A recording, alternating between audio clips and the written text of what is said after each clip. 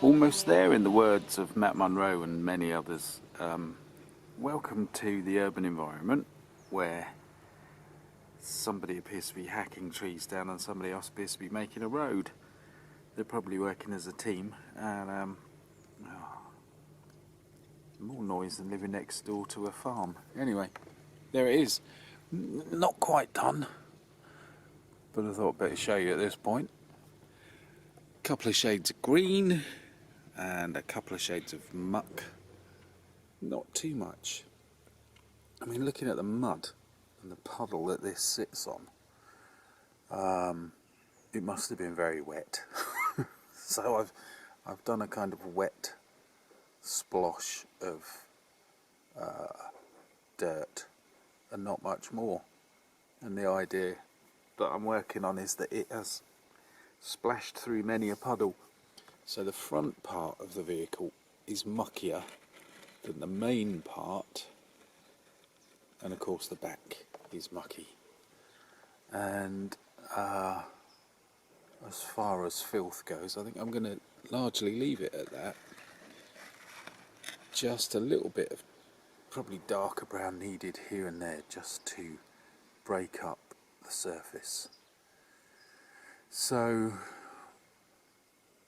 Belgian clay into Holland, into Germany, spattering about. As for the base, I was going to do a lot more, but I quite like it as it is, and I think it would be very easy to overdo this base. So I'm being cautious. I think we'll have a proper look at the base in a second. Oh, that track's a little bit wonky. Probably tidy that up.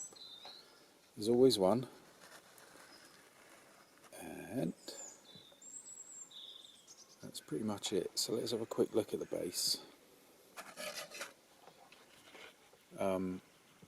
Lots of different washes and a bit of highlighting.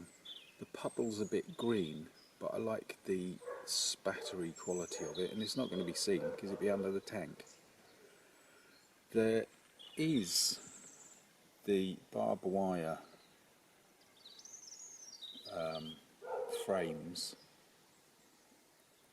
but they would get spattered with all the mud anyway, wouldn't they? And having worked on building sites as a youth, everything goes the same colour, particularly in this kind of geology, which I'm very familiar with, not working in Belgium, but it's the same over where I used to live in Britain. So I might just leave it pretty much at that.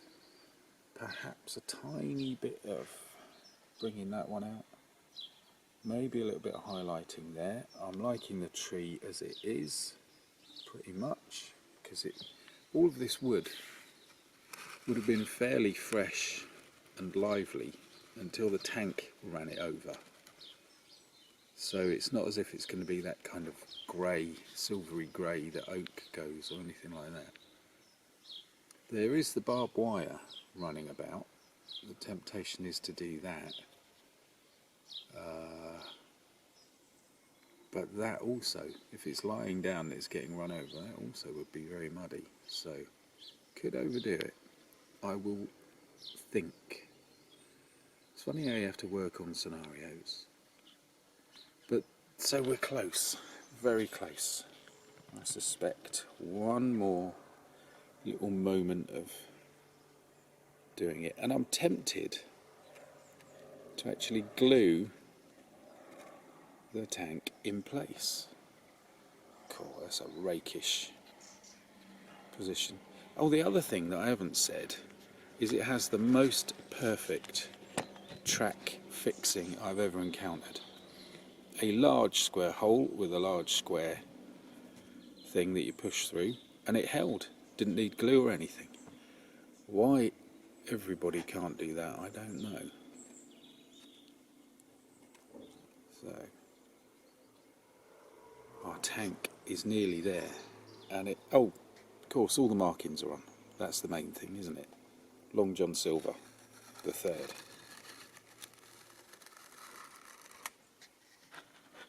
Oh, I've lost one. I still think that It's overhanging too far, isn't it? That might be where it's all gone wrong. But anyway, probably been looking at too many sci-fi book covers, haven't I? It's not quite working.